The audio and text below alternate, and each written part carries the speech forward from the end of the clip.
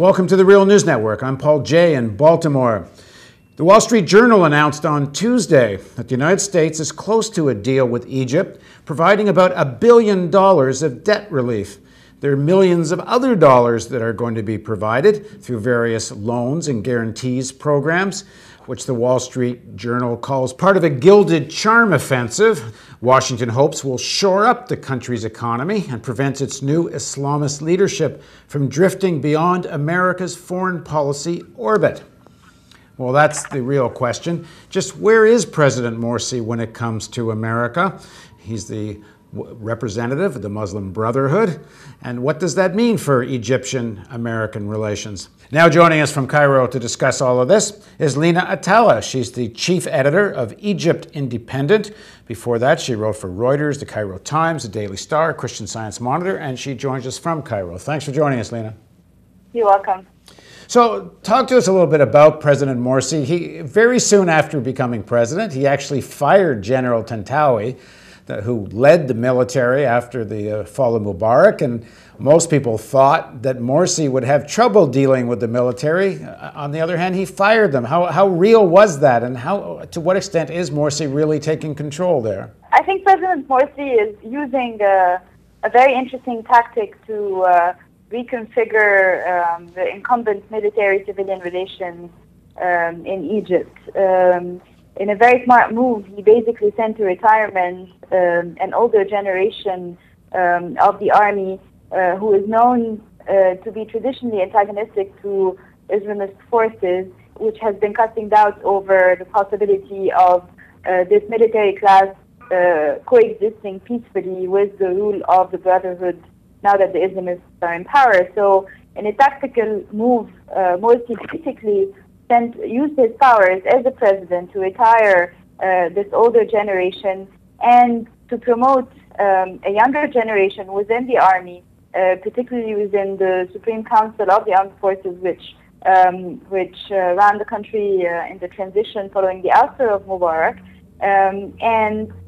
This generation, this younger generation, has less of a hostility towards the rule of the brothers, and at the same time seems to be happy to be promoted because the potential of them being promoted were highly circumvented by the older generals within the Supreme Council of the Armed Forces, the likes of Tantawi and Anen. And Morsi also fired some heads of state television and one of the state-owned newspapers. He really does seem to be asserting some control here.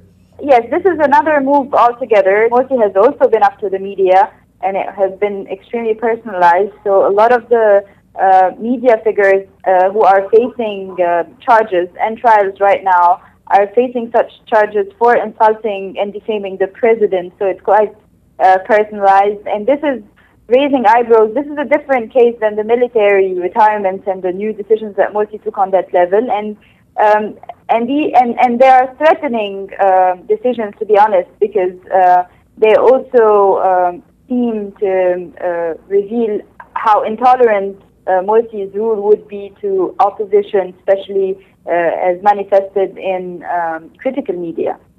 Now, why did the military leadership accept this? I know at the time Morsi was elected, some people I talked to in Egypt, they thought Morsi was going to have a sort of symbolic presidency and the real power would be retained by this military leadership. How was he able to move them aside without more of a fight? I think what was very tactical about the move is that, in fact, there has been talks from Morsi's side with some members of the Supreme Council, but the lesser senior ones.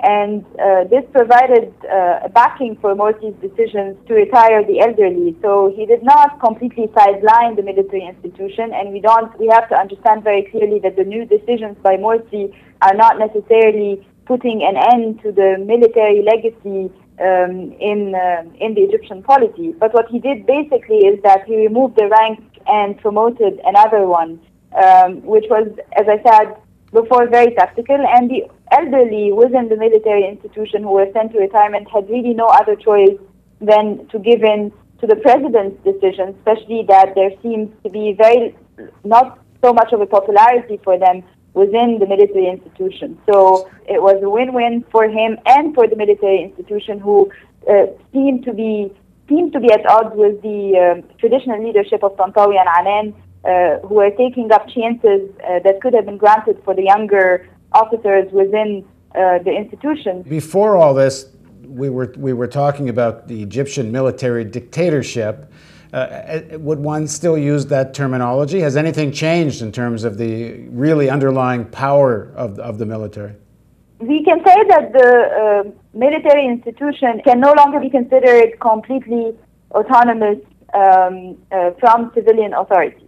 Morsi's decisions, as I said before, clearly are changing the nature of the dynamics of military-civilian relations in Egypt. The fact that he could send to retirement established and senior figures like Anan and Tantawi, and later 70 other generals later this week, actually, is quite significant. But at the same time, we can't say that the powers and the privileges of the military institution has been crippled by Morsi's move.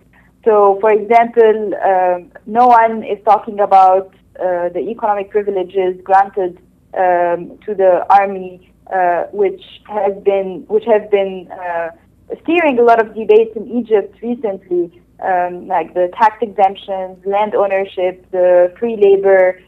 These are things that do not seem to be changing following Morsi's decisions. Another major thing is the question of prosecution.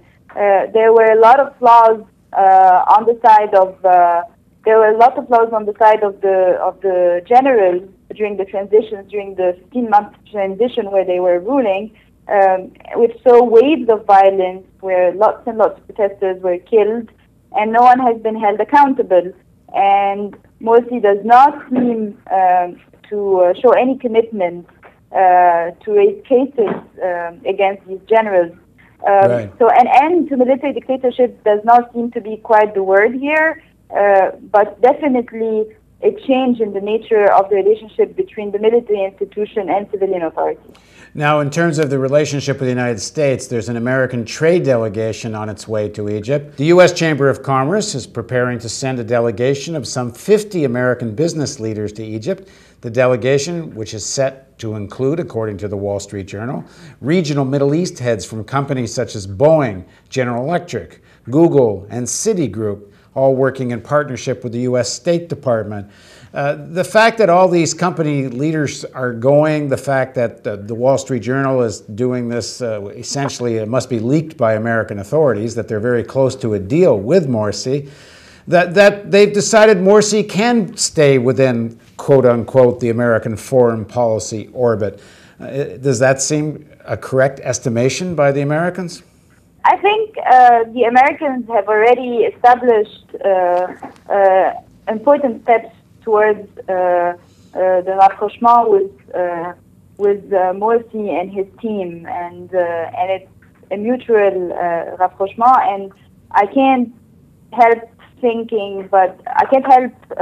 but think that the recent decisions by Morsi towards retiring some of the military generals was not done in conjunction with his U.S. partners. The alliance with the U.S., the Egyptian-U.S. alliance, which is rooted in the Ancien Regime, I think is still prevalent.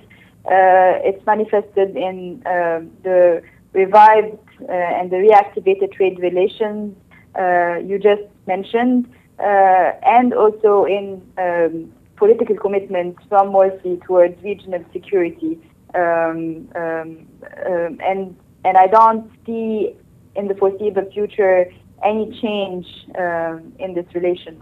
So that means Morsi must have made a deal on Israel, because there's no way that America would throw all this money at Morsi if they thought Morsi was going to break the treaty with Israel or fundamentally change that relationship. Well, although Morsi has been getting a lot of bad press in Israel about doubts over the state of the treaty and the possibility and potentials of changing some of its clauses and the question of rearming and redeploying Egyptian army in Sinai, in Egypt, and in terms of his public discourse, Morsi has been very clear about committing to the peace accord with Israel and committing to regional security, which is at the core and at the heart of this organic relation that ties Egypt with the US. There doesn't seem to be any major changes on that level, and I think the bad press in Israel I refer to is just, I guess, out of propaganda and not real facts. I do not foresee any radical change in terms of security arrangements between Egypt and Israel. Right. And how are the secular revolutionaries, the young people and workers and unions that occupied the square and helped bring down Mubarak, how are they reacting to all of this? Currently, the condition of the revolutionaries and the workers is one of heightened cynicism towards the rule of the Brotherhood. There are a lot of concerns about the reproduction of the Mubarak era policies, especially with regards to workers' rights and media freedoms and restrictions on the media, because so far we haven't gotten particularly positive signals from Morsi and his team on these issues. So there are a lot of concerns, but also there is a lot of regrouping and quests to create new alliances between secular parties, between centrist parties, ahead of the upcoming parliamentary elections, which are supposed to take place a few days after the referendum over the constitution that should be concluded sometime early October. So there are also moves towards coalescing, creating new alliances, especially amongst the parties and the presidential candidates who managed to make some gains in the most recent polls in Egypt. And to what extent have there been protests against Morsi and the rule of the Brotherhood? We have had scattered protests, particularly by the labor movement, by labor groups, against the government of Morsi for not responding to immediate demands for better working conditions and better living conditions. And these have been scattered. The more widely organized protests as an opposition group against the rule of the Brotherhood, with clear demands related to the status of the Brotherhood, took place on the 24th of August by a group of establishment liberals, mostly pro-military groups and groups who have been also allied with the Mubarak regime in a way or another. And this formed the first wave of robust protests against the rule of the Brotherhood. They demanded, for example, the legalization of the status of the Muslim Brotherhood because they don't have any legal status. They also demanded that Morsi let go of his legislative powers because he holds both legislative and executive powers. And it was clearly a protest against the rule of the brothers. 1 week later, another group, more left-leaning, less associated with the military establishment and the Mubarak regime, also took to the street protesting the rule of the brothers, demanding that the brothers do not impose any restrictions on freedom of expression and on press freedom. And this was also big enough, and it took place in Tahrir Square. So the protest movement is starting to pick up, and the Brotherhood will have to deal with some solid opposition if they are not ready to radically change some of the Mubarak-style policies, especially on socio-economic levels. Right. All right. Well, thanks very much for joining us, Lina. And just to let our viewers know, Lina's going to be joining us regularly to report on the situation in Egypt. So thanks again, Lina, and thank you for joining us on the Real News Network.